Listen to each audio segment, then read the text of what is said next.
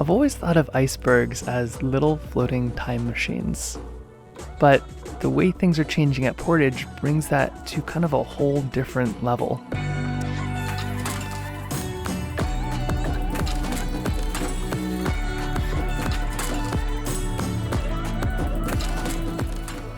So now we're going to take a trip to one of the coolest spots in the Kenai Mountain-Turnagain Arm Heritage Area. Literally, this is Portage Glacier, and we're going to be doing all of the seasons of Portage starting here in the spring. So let's dive right in. Well, not literally, because it would be very, very, very cold. This place is basically a glass of ice water. So I've got all of the materials I need, some water, some paint.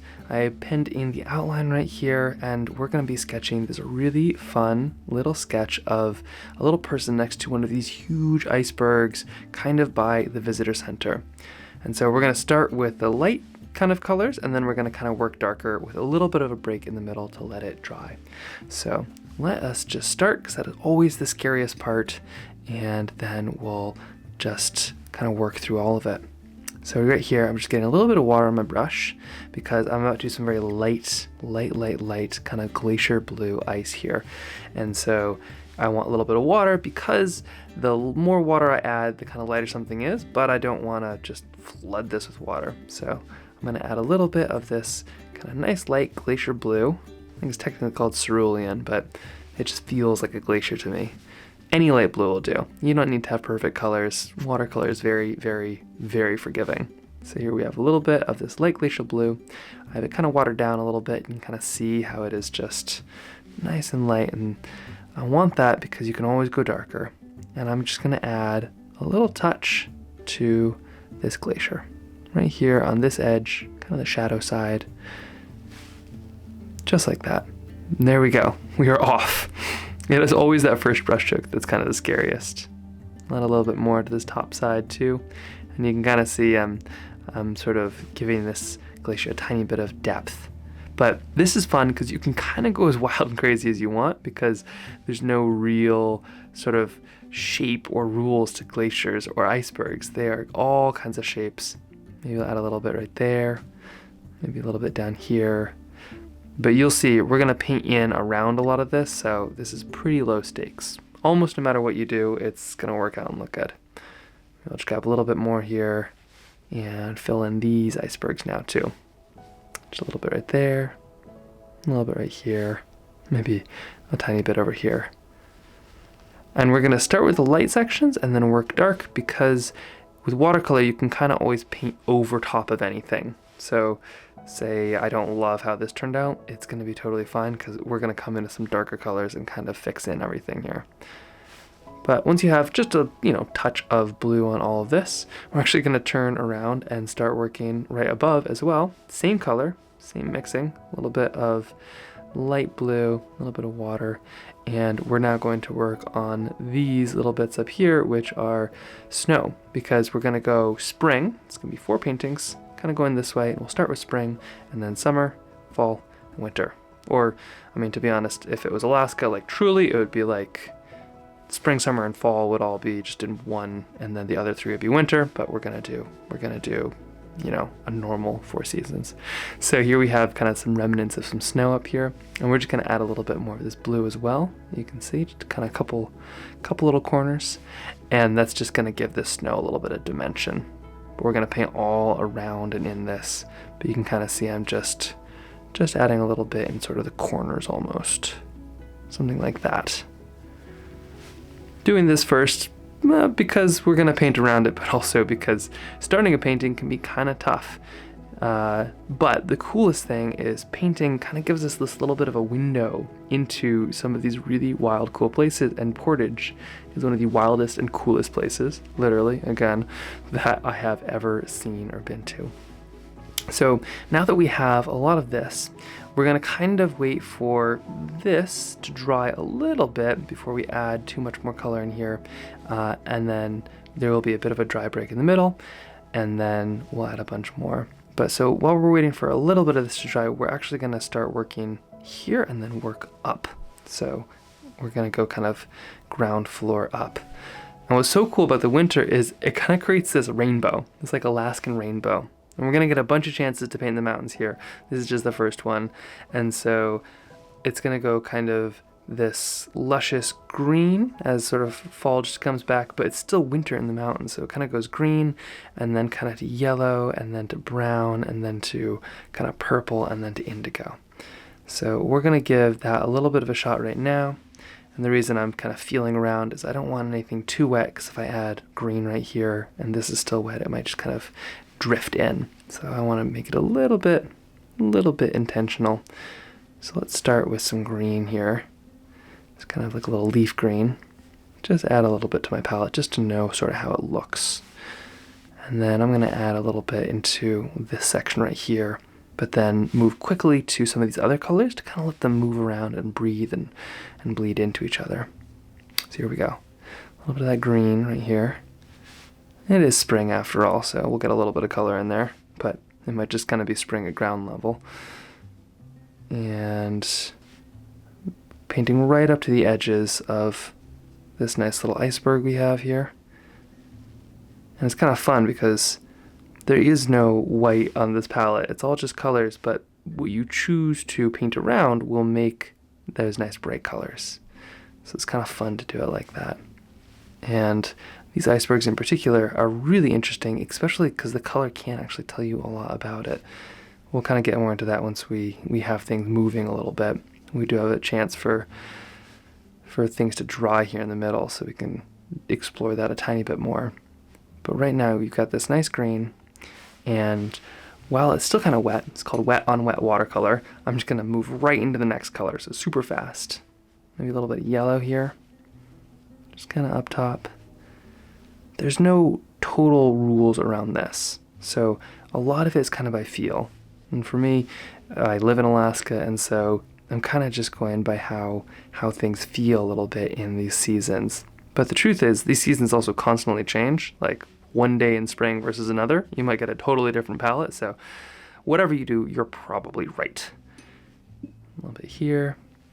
And actually, before we move up, I might actually move down and maybe add a little bit of maybe some brown. Kind of down there in the base. Just to add a little bit more, just to spice it up. Sometimes you kind of get the sheer rock as well. It gets exposed a little bit. And it can be all kinds of different colors depending on where the light is. So I'm just going to add a little bit of brown down here. Maybe a tiny bit over here as well. This is kind of a fun way to start too, because you can kind of get real creative and there's just so many paths to the right answer. There's so many good ways to really capture these colorful places. And honestly, I love watercolor because it's just so hard to capture a photo that makes Alaska look as bright as it is. And I've been trying for decades. But watercolors, you can kind of capture how it feels, which is really nice. Okay, and maybe just a touch of blue too. There's a little bit darker of a blue. Maybe I'll add just a little bit down here while it's still wet. Oop, I don't know how that's gonna turn out, but that's part of the fun as well. Okay. Now, before I get too sucked into one way or another, let's move on up. Now that we have our kind of yellows, let's move into maybe a little bit of kind of that wintry tone. We could do a little bit of brown up there, but maybe, no, let's do a little bit of brown. You can see I am clearly not following the rule book here. It's kind of going by feel. But this is the fun part because you can kind of paint around these little kind of shapes that you created in these little patches of snow. So still a little bit of snow coming down, but we'll paint around them just like that. Feels really meditative in some ways, which is kind of fun. It's just a nice, simple, easy sketch. Just little shapes. But then it'll all come together right at the end, which was so fun. Watercolor is great because the last 2, maybe 3 brush strokes often, it feels like that's when it all comes together. So if it feels scary because you're not quite where you want to be, just know that's great. That's actually exactly where you want to be, because you don't want this thing to look good until the very end. So got a little bit of brown in here, and a little bit more up here because we'll add another whole another mountain layer up there. And what we're really doing is we're just kind of stalling because we want to work on those icebergs down there, but we want them completely dry. Okay, a little bit more brown, and then we're going to move into purple, but not for a minute. Once we get a bit more brown, something like that, let's move right into some purple. I have some here, but you can also make some. If you just have red and green, or red and blue, pardon, you can easily make a purple. Here's a little bit of blue, and I'll grab a little bit of red just to show you. And you get this lovely purple. If you want more blue, you just add a bit more blue. That's how you do it.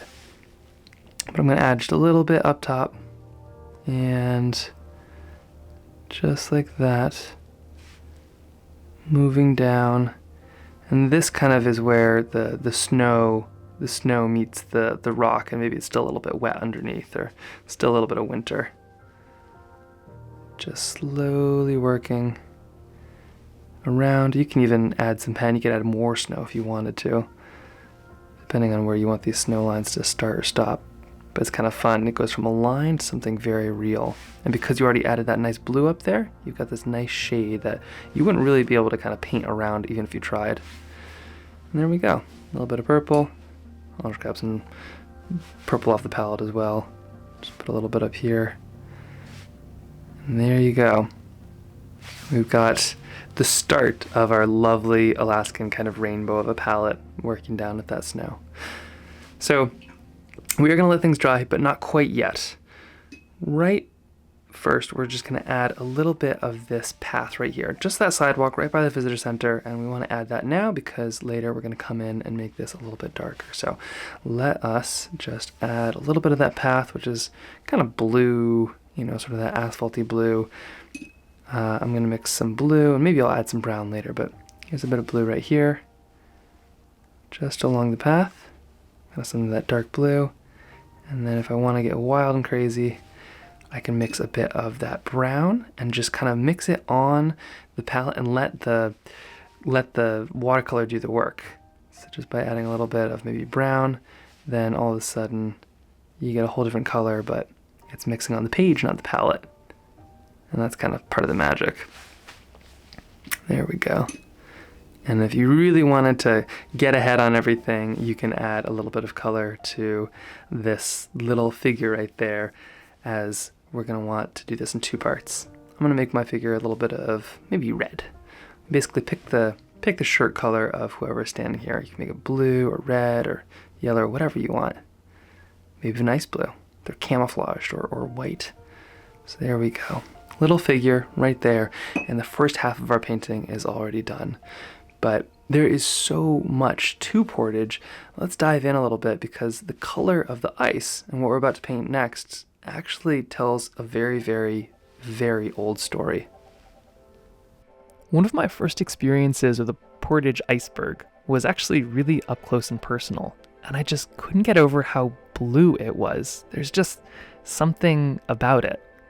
We were trying to get across Portage because we were following a 100-year-old map, which isn't the best idea, especially in Alaska where so much has changed. In fact, our map said that we should have been below hundreds of feet of ice and that there wasn't even a lake here. Now, if you do want to get close to the glacier, there is a much easier and much safer way to do it that we'll actually be painting next. But in this case, I was just struck by this feeling of paddling through time.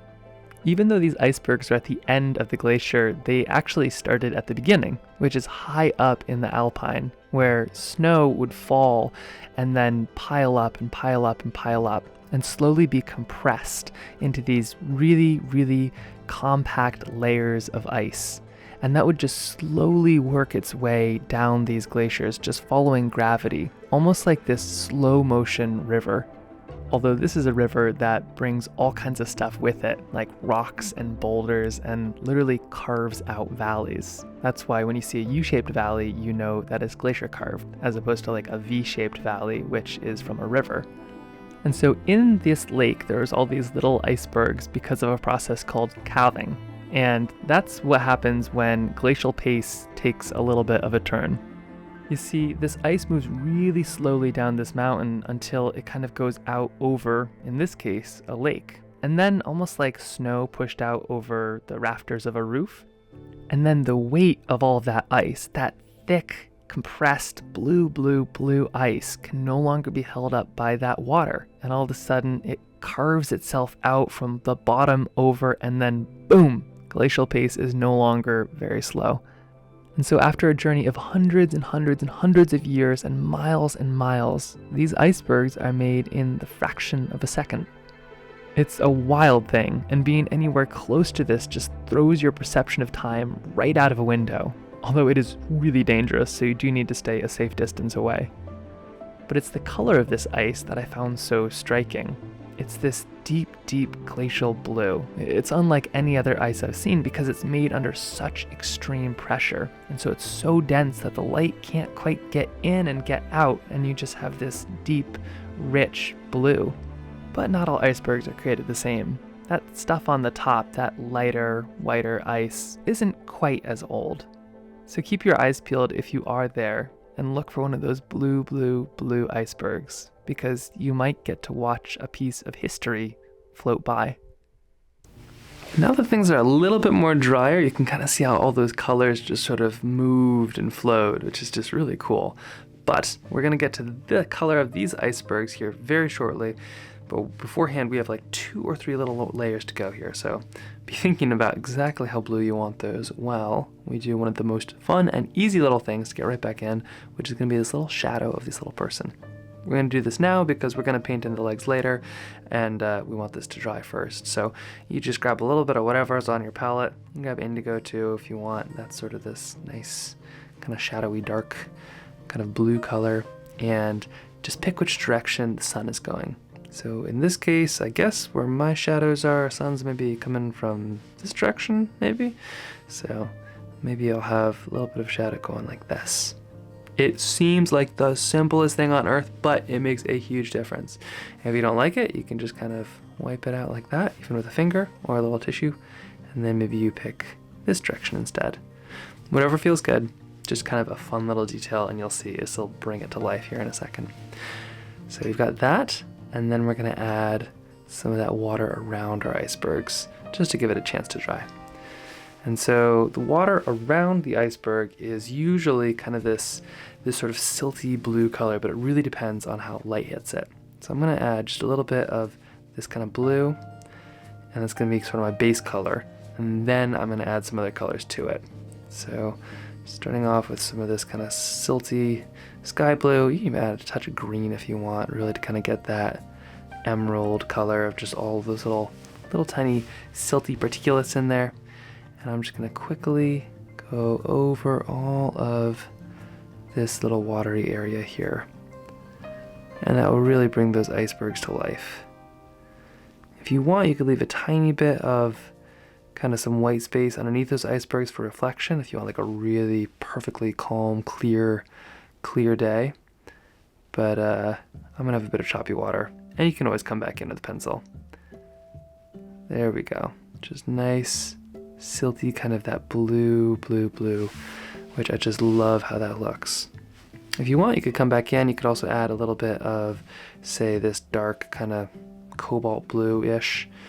So that nice kind of compressed blue. And you could add maybe a little bit on the edge out here. Right here along this line, just while it's still wet. You can let that kind of drift in.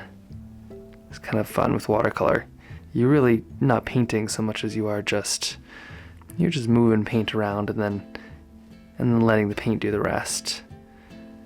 And honestly, when you're painting out in a place like this too, it barely feels like you're painting because there's so much and it's so pretty and it's so overwhelming, honestly. I feel like usually it's just a great excuse to sit and stare at something for an hour. Okay, so now that's drying. We're going to come back to this once that is mostly dry. So we'll move right back up here. We're just bouncing all over the place, but we are moving pretty fast, which is great. So we're going to add some of this color right up here. And this is the next mountain over. So how Portage is you've got kind of these cascades of mountains, and the actual glacier is like way over here. So we've got a couple frames until we reach it. But we're going to work on this mountain back here, and this one is kind of full on in winter. So I'm actually going to kind of start with blue and then maybe work to indigo or purple. Let's see. Yeah, it looks like we got some purple on the palette. Let's go with that. I'm gonna add some purple up here, and then while it's still wet, kind of work into indigo. Now, if this top layer is wet, that's fine if they mix. There's, that would look really cool too. Or there's no shame in leaving a little bit of a line, which is actually just a little bit of dry space to keep them from mixing.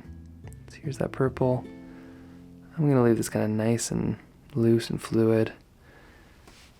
And the reason is I want to kind of mix it with some of these other colors. A little bit more purple up there. And then maybe I'll mix in some brown. But there's no green, not up there, not right now. What's so cool about Alaska is you can have just full-on different seasons at different mountain levels. So sometimes on a hike you'll go from, spring all the way into winter. Depending on when you're hiking, you can go from summer to winter. And sometimes you'll just be walking along and winter will find you from the top of the mountain working its way down. But this is sort of the same. So we've got a little bit of that brown coming in, and then the rest I'll probably do maybe blue or indigo. Here's a bit of that blue looks like, and just touching it to that purple. The watercolor knows what to do. It will do the rest. You just gotta make the introduction. A little bit more down here. Oh, that is looking really fun. These are some of my favorite paintings because they're just big, open. They're almost a little abstract because this is the real subject is down here. And so you almost just get to play with paint here for like 80% of the painting, which is sort of such a fun one to start with. A little bit of that blue down here. That's looking lovely. You can mix some indigo into that blue if you want. Some nice dark color. But I usually try to save my really dark details for whatever the kind of subject is, whatever I really want the eye to be drawn to, because the eye is just naturally drawn to whatever sort of the darkest color on your canvas. Or I guess this isn't really a canvas, is it? On your page, on your tile. So I'm just adding a little bit of that blue. This is just some water to kind of spread it out a little bit. And then just some kind of cool dark colors from the palette. Whatever you got is gonna work just fine. Right to the edge there, unless of course it's still wet. But for the most part, there we go. That's kind of what that top is looking like. And by doing it second, we kind of got this nice little separation, especially with that little ridge right there, which is just looking great. Okay. And now finally, let's get to these little icebergs here. Well, they're not little at all, are they? They're enormous. I think I'm gonna make a couple of these a real good shooter here, so I'm gonna add some of that nice dark blue. And so we've already put some of those initial, if you remember, those initial brush strokes way long at the beginning here. And so we kind of have a sense of sort of where some of that shadow will be. So it doesn't take much. And if you need, you can always grab a little bit of paper towel or something and kind of blot off your brush just to make sure it's nice and really fine tipped. You have a little bit of this kind of dark blue. And I'm just gonna get the perfect texture, the perfect consistency, and I'm just gonna add a little bit right in here, just to give a little bit of that blue essence, something like that, and maybe a bit over here as well, and just a touch in here. And you'll see it's not really at the edge because these are ice cubes really, and so it's kind of where that light can't quite get through to the middle. So just adding a touch here and a touch there, and then I'll come back in with some water, or you could just use a little bit of some of that light blue that we had earlier, whatever it is, a little bit watered down, and then I'll be coming back in just to touch up at the edge, just to add some more of that kind of chemistry. Let that blue kind of mix around a bit more, because that light as it comes through, I mean, we're talking, decades and decades and decades of time, not just ice, that light is moving through. So just adding a little bit right there, a little bit right here, and then giving the water some time to do its magic.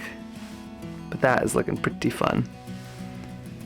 Okay, and then finally, the last little thing is going to be just to add a little bit of some color for some pants.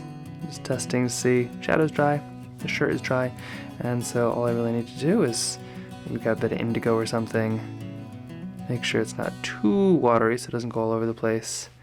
And then I just add a little bit of pants There's not really a no shirt, no shoes, no service rule in nature, but it's cold almost all year long.